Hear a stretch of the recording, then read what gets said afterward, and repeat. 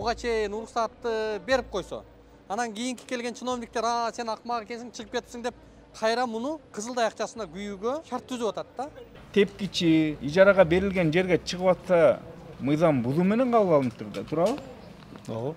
Дал ошол ишкер бүгүнкү күндө жапа чегип аткандай эле мамлекеттик ошол мезгилдеги кызматкерлер дагы жапа чегиши керек. Аймактан жаран келиптир.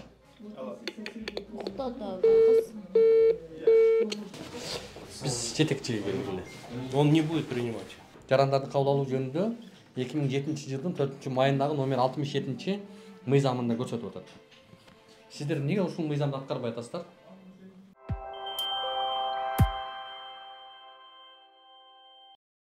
Урматтуу айдоочу, автоунааңызды оңдотуу муктаждыгы жаралып жатса, анда сиз автоунааңызды устага алып баруунун кажети жок.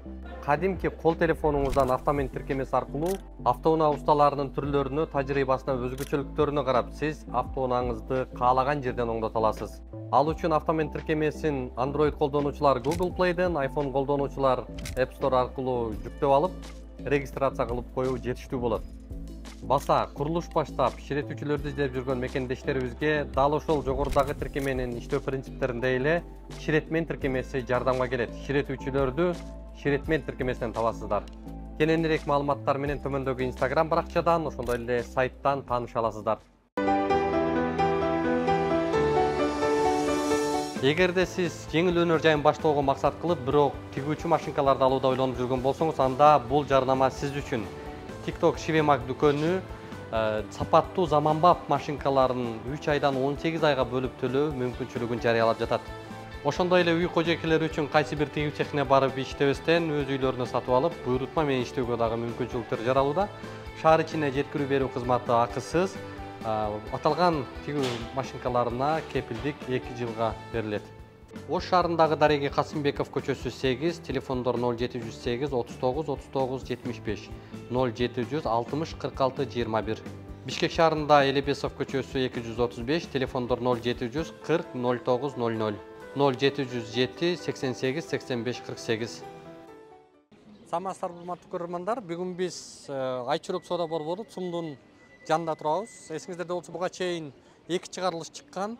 Дал ошол чыгарылышта өзүңүздөр көрүп турган ушул тротуар келип жок болуп кеткендигин көрсөткөнбүз. Бирок мына учурда оңдоо иштери, баштапкы калыбына келтирүү аракеттери жүрүп жатат. Бул жагдай менен биз ушул Бишкек шаарынын вице-мэри Нурдан Орунтаевка мындай ыраазычылыгыбызды айткыбыз келет.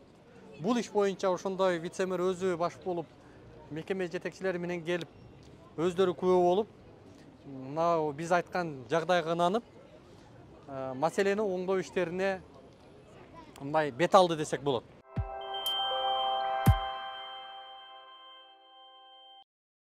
Урматтуу Москвадагы мекендештер, Кыргызстанга жүк салууну каалап, бирок кимден жиберүүнү ойлонуп жаткан болсоңуз, биз сиздерге ишенимдүү ишкерди сунуштайбыз. Бул ишкердин аты жөнү Зайырбек Маматкаримов. 12 жылдан бери иш алып барган командасы сиздин аманатка кыянатты кылышпайт. Кыргызстанга салган жүгүңүздү күндүн аптабына же кыштын ызгаарына калтырбастан атайын жүк сактоочу кампасы Бишкек шаары Профсоюз көчөсү 38/1 дарегинде жайгашкан. Жүктү Москванын бардык жеринен өздөрү алып кетет. Алган жүктү Кыргызстандын 7 дубанына жеткирүүнү да кепилдешет. Кыргызстанга жумасына 2 машина жиберилет. Жүк баасы көлөмүнө жараша 500 рубльдан өйдө баланат. Дареги Нижегородское метросу, Перовское шоссе 9, строение 7. Байланыш номерлери +7 926 788 70 70. +7 929 624 63 64. Урматтуу Москва шаарындагы мекендештер, Ваш стоматолог клиникасы сиздер үчүн жакшы мүмкүнчүлүктөрдү түздү. Клиникада стоматологиянын бардык кызматтары көрсөтүлөт. Терапия, гинекология, урология бөлүмдөрү, анализ тапшыруу, УЗИ жума бою дем алышсыз саат 9-дан 21:00-га чейин иштейт. Клиника заманбап жабдууларды орнотуп, тажрыйбалуу такшалган дарыгерлер менен толукталган. Менин катталуучуларым үчүн 20% арзандатуусу жана рентген консультациялары акысыз. Ошондой эле ишемби күндөрү УЗИ, жекшемби күндөрү терапевттин кабыл алуулары акысыз. Дареги Лухмановская метросу, Светозерская 32. Мэриянын айтымында дал ушул Айчүрөк соода борбору өз алдынча курулуштарды кылып койгон деген негизде мени коомчулукка чыгарып маалымат берип атышат. Бирок биз бул нерсеге ынангыбыз келбей атат. Эмне үчүн ынангыбыз келбей атат? Анткени архитектурада атайын проектини бекитип атканда дал ошол тротуарды кошуп бекитип берип койгон деген күмөн болуп атат. Эгерде проектиде бекитип бербесе, булар мындай салмак эмес, монтип чыгым болмок эмес деген ойду айткыбыз келип атат. Бул биринчиси. Экинчиси, мамлекет бул имаратты кабыл алып, эксплуатациядан кабыл алып, ошол эле учурда мэриянын кызматкерлери келип, жер өзүнө таандык экен деп кабыл алганда эксплуатациядан, мына ушул моменттери эске алынып, биздин ушул укук коргоо органдары, прокуратура тийиштүү чара көрүш керек. Дал ошол ишкер бүгүнкү күндө жапа чегип аткандай эле, мамлекеттик ошол мезгилдеги кызматкерлер дагы жапа чегиши керек. Ошондо адилеттүү саясат болот. Ошондо мындай бул жагдай токтойт. Башка чиновниктер буга чейин уруксатты берип койсо, анан кийинки келген чиновниктер сен акмак экенсиң, чыгып кетипсиң деп кайра муну эки жолу мындай бир кызылдай акчасына күйүүгө шарт түзүп атат да. Мындай болбошу керек. Биз кайсы жетекчилер, кайсы кызматкерлер кабыл алган эксплуатациядан, кайсы кызматкерлер проектисин бекитип берген, түздөн түз жоопкерчиликке каралышына чейин прокуратурага бул жагдайды суроо салып тура бермекчибиз. Кайсы жерге чейин бузасыздар? Башына чейин. Муну баарысын. Кайсы жерден алынат муну? Молга чейин алабызбы дейм. Ар бир моуларды өзүнчө чыгарып турбайсыздарбы? Азыр биздин эме бар. Шефтер бар, ошолорго чалайынчы өздөрү чыгып эме берсин, Мен өз ишим кыла берейин. Макул байке, рахмат.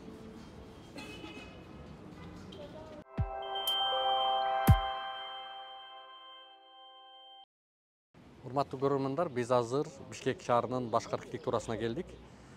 Өзүңүздөр билгендей, буга чейинки ушул Айчүрөк соода борбору ЦУМдун айланасындагы жагдайлар боюнча азыр биз дал ушул мекеме бүгүнкү күндө мыйзамсыз деп анын башында ушул вице-мэр өзү айтып жарыя кылды. Айчүрөк соода борбору курулуш мыйзамдарын бузуп, тротуарга чыгып кеткен деп. Ошол эле учурда Айчүрөк соода борборунун жетекчилиги схеманы көтөрүп чыгып, биз мына баарысын архитектуралык нормалардын негизинде макулдашылган тийиштүү документтердин чегинде биз иш алып барганбыз деп. Азыр биз дал ушул мекемеге кимисине ишенебиз, ошондо кимдики туура деген жагдайды койгубуз келип турат. Ким кабыл албайм деп айтты? Помощник айтты мага, помощниги.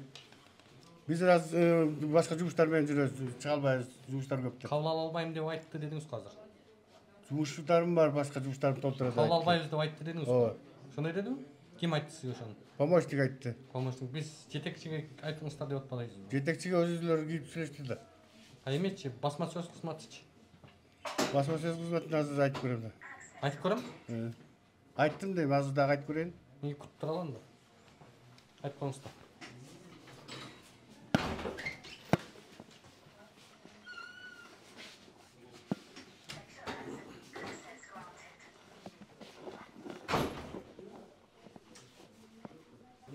Оштон келдим да, Оштон мен бул жакта. Атыңыз ким болот? Күткөнчө сизге суроо бере берели бизде да. Просто мен дагы документимди бул Дордойдогу участоктор боюнча документ бүтүрөйлү деп кызыл китеп алалы деп жүргөнбүз. 1,5 жыл, 2 жыл болду ушул чуркап жүргөнүм. Эч кандай жыйынтык жок да. Мен документиме булар азыр ген планды түзүшүбүз керек деп ат менен жасашыптыр. Ат менен жасаптыр, аны мага звоноп айтышкан эмес да. Мен күтүп жүрөм, 2 ай болду ушу бүткөнүмө. Бүгүн неге келдиңиз? Бүгүн келсем, буга жазылып, приемга жазылып, анан кийин кимге кирейин дедиңиз? Сүйлөшүп көрүңүз деп атпайбы бул киши менен. Ким экен ал? Нурдин Анарбекович деген киши экен, зам эмеси болот. Ал ким болуш дейт буякта? Зам. Архитектордун орун басарыбы? Анан бул не деп атыптыр? Азыр мен эме Оштон эртең менен келип эме приемго 25-ине бош деп атат да байке. Мен эми азыр кайра кетип 25-ине кайра келишим. Сиз Оштон келдиңизби? Мен Оштон келип кетип атам. Урматтуу көрөрмандар, Оштон келип кетип атам. азыр келсе бул жаран кабыл албай 25-инде келип кетип атат. Сиздер мыйзамды аткарышыңыздар керек. Жазыл дегенге укугуңуз жок сиздин. Аймактан келген киши токтоосуз кириш керек. Силер баарын эле мындай тапкан экенсиңер мындай өзүңөрчө мыйзам чыгарып алган. Кандай толуп кетет киши. Кандай толуп кетет? Аймактан келген киши токтоосуз кабыл алыш керек. Мен 22-сине бош. Биздиго мейли коркула, бизден кабыл албагыла. Мындай жарандар эмне? Оштон 3-4 күндөн кийин эле кайтып келе бергенде мен да жол кирем жокпу биринчиде. сизге ким көрсөтмө берди? Жазылып гана кирет деп. Мага начальниктер ушундай билген. Мына көрдүңүздөр урматтуу көрөрмандар. Бишкек шаарынын башкы архитектурасы. Мына сиз менен сүйлөшүп алалычы. Бул жактан мындай толук болбой атат. Биздин архитекторлордон. Бул апа эжекебиз эмеден келиптир, Оштон келиптир. Жарандарды кабыл алуу жөнүндө мыйзам бар. Ал мыйзамда так көрсөтүлгөн. Аймактан келген жарандар токтоосуз графикке карабай туруп кирет. Жетекчиге же орун басарына. Койсом болобу деп. Анан азыр бул жаран келсе силер 25-inde келе деп жолго салып атышат. Эмне Бул отказ болуп тур менин кызыл китеп боюнча, граница боюнча. Потому что дордого геймплан жаңыдан түзүлүп жатат деп айтышат да. А мага звонок кылып айтып коюшкан жок. Бул бала номерди берген мага. А мен буга 3-4 күн звонок кылам, башка номерде звонок кылам, такыр көтөрбөйт, жооп бербейт. Ким ал? Азыркы жетекчинин орун басарынын номери? Сиз табасёмкаңызды алдыңыз, уже? Алган жокмун мына. Алдыңыз бе? Табасёмкасы. Могу жерде бар деп айтышты. Моча карасаңыз, азыр берди бул кагазды. Мына Бул дагы даяр деп айтып койбойт да, звонок кылышы. Мен Оштон барып келип атам, документти бүтүп. Сиз мына моякта рабочий телефон бар. Биринчи замана 20 мамилелер боюнча начальниктин эмеси бар, орун базары. Ошого чалып көрсөңүз, например. Орун базары бул киши да, Анарбекович да. Номери мынау экен. Жок, бул эмес экен. Бул бала башка бала. Менин Бул баягы Жүрүңүз. специалист эмес. Жетекчинин орун басарынын номери бар дедиңиз бу жакта. Жүрүңүз чалалы.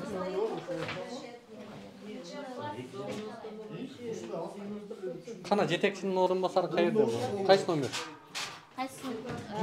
Анарбекович деген киши. Ошол. Кайсы могу? 45 көрсөңүз. Биринчи орун басары? Могу чалып көрүңүз. 45 68 27. Аты кимдериңиз? Нурлан. Саламатсызбы? Нурдин Анарбеков. Нурдин Анарбековичтин калдамасыбы? Кимден? Нурдин. Алло. А? Алло. Алло. Нурдин Анарбековичтин калдамасыбы? Жок. Каяка түштүк биз? Кайсы радио чалып атасыз эге? Архитектурага чалып атабыз. Эмне боюнча? Сиз кимсиз өзүңүз айтпайсызбы мындай? Мен бул жерде секретарь. Анарбековичтинби? Жок. Кимдин? Марат Токторбаевич. Бул жака Анарбекович деп атпайбы? Жок. Жороев Марат Токторбаевич. Орун басар керек эле бизге. Бул деле первый орун басары. Марат Токторбаевич деген орун басарбы? Ооба. Эмне эле мындай эме болуп атасыңар? Жакшы жооп бербейсиңерби? Бул жактан аймактар Мен бул жерде жаңы иштеп атам да, мен көп иштеп билбейм. аймактан жаран келиптир. Кто да кыз? Мынакей бул кийинки номерине чалып турабыз. Качан эме кылыш керек? Мен себеби үйдөгүлөргө паспорт алып беришим керек. Паспорт ала турган адамдар бар да, мисалы 16 жашка чыккан бала бар. Ага паспорт деп атат. Мектепке дагы анча-мынча да керек болот экен документтерибизчи. Анан ошого качан бүтөт, кандай кылсам болот, эмне кылсам болот?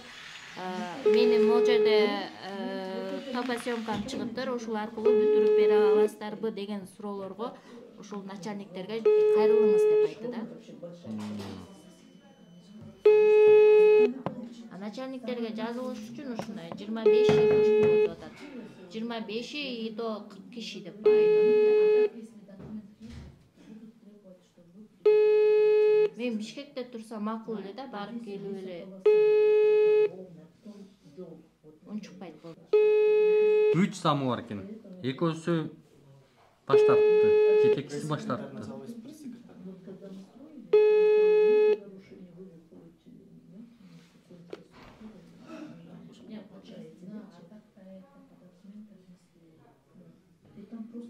Мурунку келгениңде дагы айткам. Канча жолу келдиңиз ушуга? Мурда айтты, бул жакта прием кылган бала айтты. 28-ине келсеңиз даяр болуп калат деди. А мен 28-и келдим. 28-августка деп айтты. Главный отдел согласования боюнча дейт. Начальник отдела согласования дейт.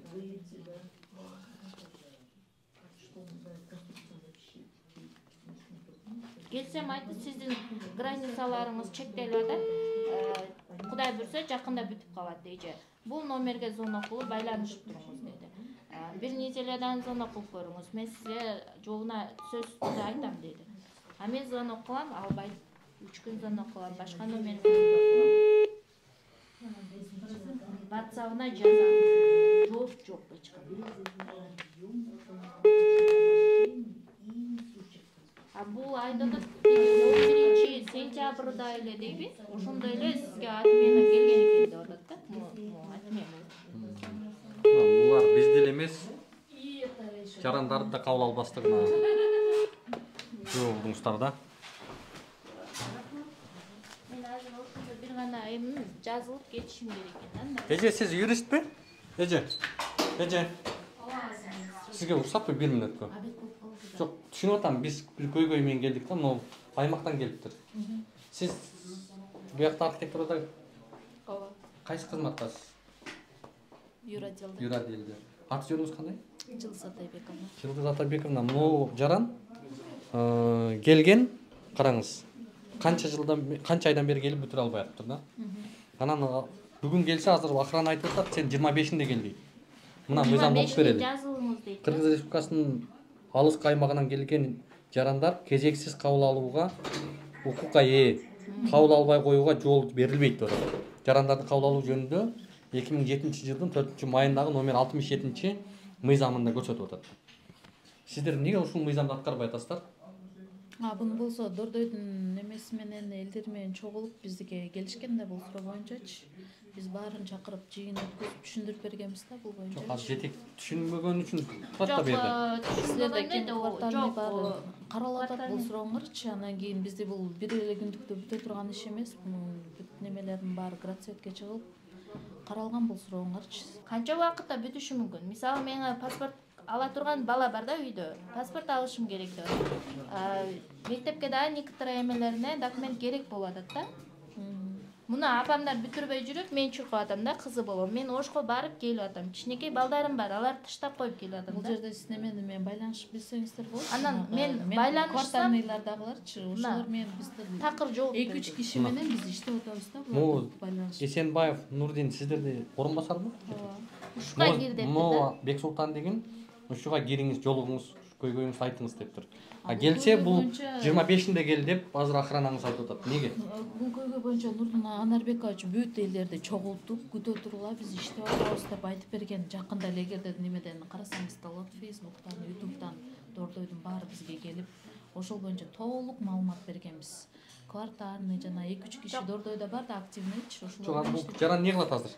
Жок, мен эже мындай болуп атат да, бул отмена, сиздин документиңиз ошо геймплан боюнча отмена болуптур деп туруп, мага бул кагазды карматышат да. А эгерде отмена болгон болсо, мага эмне үчүн звонок кылып маалымат берип коюшпайт? Отмена болгон жокпуз. Биз бардык элдерди чогултуп, ошо активный ошо бардык элдерди чогулткыла деп ким айтты? Ошону бизге маалымат бериш керек да, хотя мен дагы айткан жок, өздөрү келишкен. Биз болсо маалымат бергенбиз. Анан кийин ошол маалыматты бергениңиздерде кайсыл жактарга бердиңиздер эле? Мисалы, мен уккан жокмун да, бул менин документим боюнча сиздики ушундай болгон деди. Анан мен азыр эми келип, Неге отмена болду буну? Отмена болгон жок. А эмнеге чалып айтып атат? жок, мен азыр буну Отмена деп кайсыл жерде жазылып турат? Көрсөткүлөчү мага. Отмена болду деген. Отмена деп жазылып турат деген жок мага. Сиздин Силер айтып атпайсыңарбы отмена болду? Каралбай ошо отмена болуп тур деди жанагы бала, мен кабыл алган бала. Анан эмне кылат? Жүрө береби. Күтө туруңуздар. Эгерде бул неме корректура бүткөндөн кийин, макулдашылып бүткөндөн кийин, Бул жер же мамлекеттик мекеме да бул жер. Күтө туруңуздар деп коюп жүрө береби мындай? Сиздерде бир эле бизде конкреттүү программа, план бар да? Ооба, план бар. Планыңыздарда канча убакыт көрсөтүлгөн? Планда так айта албайт экенмин. Өзүңүздөр билбейсиздер. Анан кантип иштеп бүтүш керек жарандар? Эже, акыркысы жаран аймактан келип атат. Азыр силердин жетекчиңер дагы 3 орун басарыңар да кабыл албай атат. Кабыл алып, Мыйзам боюнча Бишкек клуб архитектурага жарандарды кабыл алуу жөнүндө мыйзам тиешеси жокпу? Өзүндө эмес чыгар. Жок, биз сүйлөштүк. Сүйлөшсөк секретарлары жооп жакшы Жок, өзүндө эмес бул, өзүндө. Сиз юрист катары анда азыр бизге айтып чыгып бере аласызбы? Азыр мен карап чыгайын өзүндө. Негизи кабыл алыш керек да. Азыр карап чыгайын. Күтөлүбү биз? так жооп берише албайт. Сүйлөшүүлөр боюнча ыйлагын келет. Биз ыйлап жүрүп күнүбүз. Бишкек шаарынын мэрine эмне деп айтасыз эми?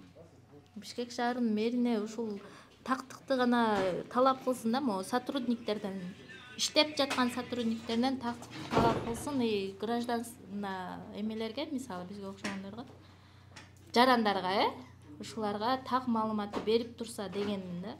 Мисалы ушуну деле мага айтып койсо болот да, ушундай болуп атат, эже звонок кылып номерди алып калышып атпайбы? Биз звонок кылсак албайт, өздөрүчү жооп бербейт.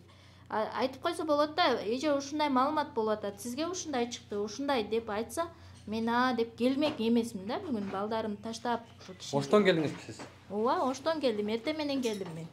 Келип эле бул жака келдим. Жол киренин кымбаттыгын айтпаңыз. Өткөндө дагы келгем. 2 жолу келдим. Ушул бул жерге мына азыр 4-чү жолу келишим. Андан мурда мына бул жактан чуркап жүргөм. 1,5 жыл бул жакта. Бир тамга үчүн бул жакта чуркап жүрдүм. Булар болсо жака жөнөтөт. Акырында ошол туңгуч эмесинде юридический дело болуп атып, бир тамгамдын ошибкасы бүткөн. Андан госрегистрге барсам, алар бул жака жөнөттү. Жетекчилери да кабыл албайт да. Аябай эме кылат да, адамдарды мындай. Просто биз баягындай эң соттогу адамдарды карапчы бул жердеги жетекчилери бир карап коюшпайт да. Эмне болду эже? Мына макул, ооба. Ушунчек болот, сиз мындай кылып турасаңыз деп түшүндүрүп айтса.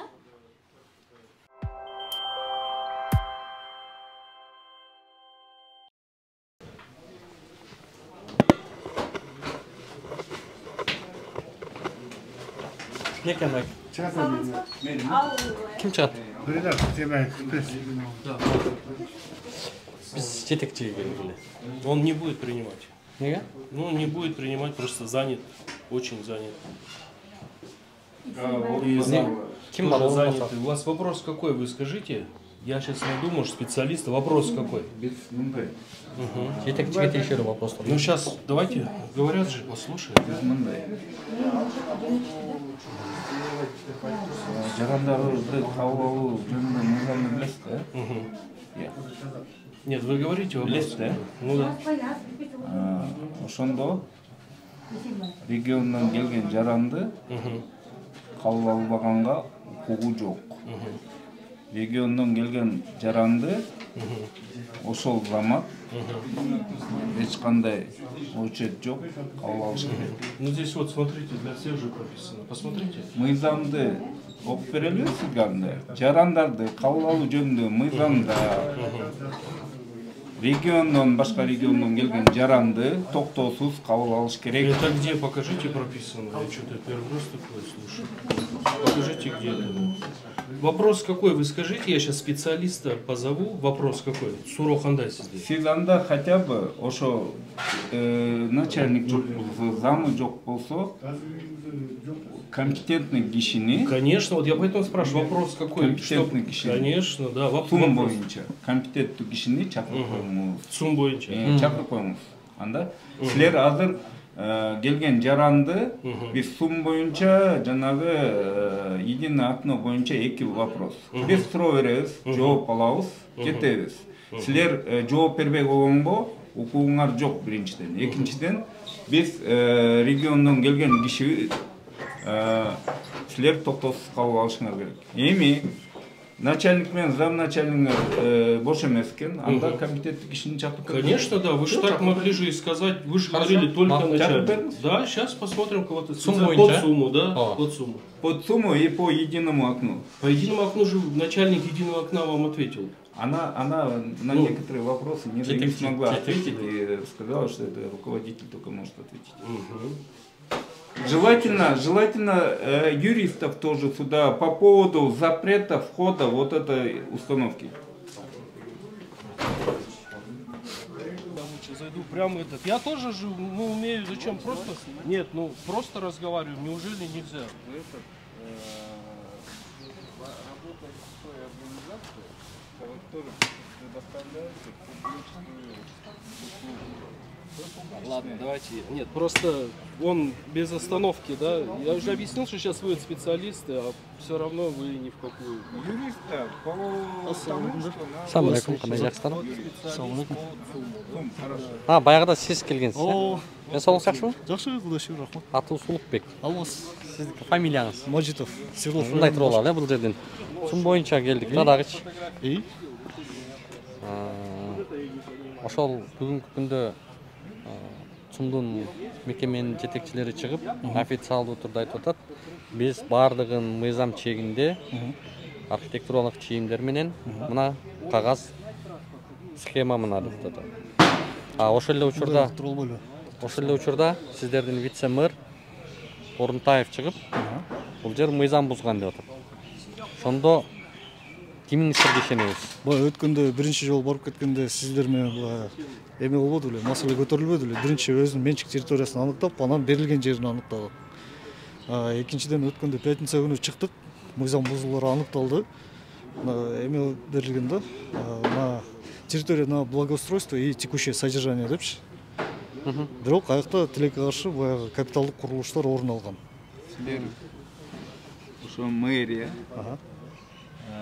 убактылуу ижарага 5 жылга берилген жерге сум Мачрок 2-ни долбоорун бекитип атканда ошо ижарага берилген жерге чогуу бекиттиңер беле?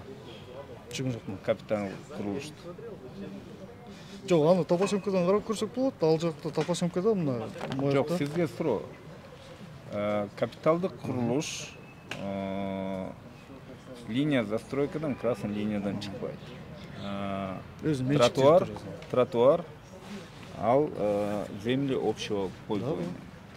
Ошондо алар Нурдан Орунтаев биз убактылуу берген тротуарга капиталдык курулуш куруп алыптыр деп чыгып кетти деп. Сум айтып атат. Биз долбоордун негизинде курганбыз. Биз эчтеке бузган жокпуз дейт. Ошондо силер долбоорду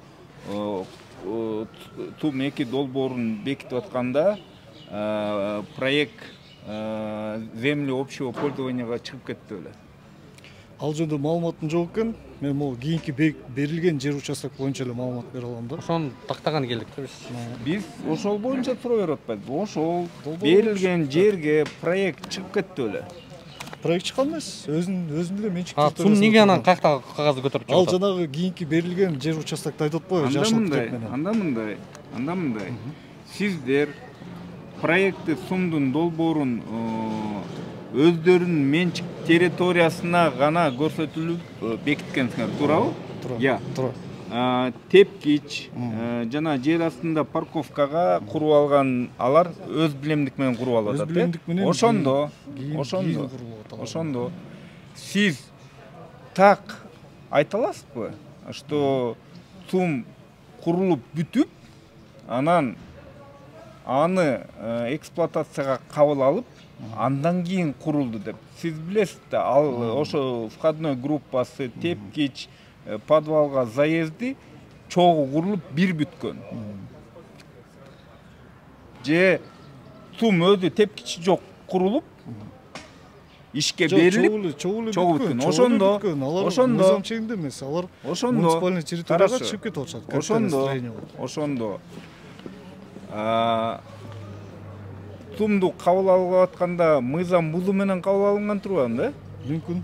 Аны азыр өз ара ичибизден териштирип атабыз, эмнеге мындай болуп калган, эмнеге макулдашылган долбоордо. Сиз мындай өзүңүз азыр кайра эле мына 7 миллион кыргызстандыктар карайт, өзүңүз карама каршы келип атасыз. Сиз айтып атасыз. Биз долбоорду өздөрүнүн жеке менчик жерине гана бекитип бергенбиз деп. Бирок Сум бүткөндөн кийин кабыл алуучу ГУАСК айтты, биз кабыл алганбыз, эксплуатацияга бергенбиз дейт. Biz 7 milyon Kırgızstandықтар баары билет, что ЦУМ тепкичи менен чогуу бир курулуп, бир ишке берилген. Ошондо кабыл алганда тепкичи ижарага берилген жерге чыгып атса, мыйзам бузуу менен кабыл алынып турду, туурабы? Ооба. Бизге ошол жетиштүү. Эми экинчи маселе. Сиздер ЦУМду проектлеп атканда, бул эң негизги маселе. Сиздер мойнуңарга аласыңар ошо ЦУМдун негизги ошо зданиясын туура эмес проектин бекиткенсиңер. Мен ал жөнүндө айтып атпайбынбы, азыр толук кандуу маалымат бере албайм. Азыр өз ара ичибизден внутренний расследование жүрүп атат, териштирүүлөр жүрүп атат. Бүт архив материалдарын баарын карап атабыз. Эмнеге мындай болуп калган? Сиздер териштирүү анын жыйынтыгын сурап элебиз. Биз азыр сурап атабыз. Эгерде азыр шаар бийлиги Нурдан Орунтаев сөзүнө туруп жанагы тротуарды баштап калууна келтирсе, ЦУМ парковкасына кире албай калат, билесиңерби? Ооба, билебиз. Жабылып калат парковкасы. Ошондо долбоор, негизги долбоор эле туура эмес болуп калыптырбы? Аны айта албайм азыр. Жок, азыр түзүлгөндө однозначно кирбей калат ал жаккачы. Түзүлгөндө анын өзүнүн расчеттери бар да. Наклон Сиз тротуардан зданияга чейин 3 метр калып калып атат. 3 метрден машина монтуп 90 градуста киреби?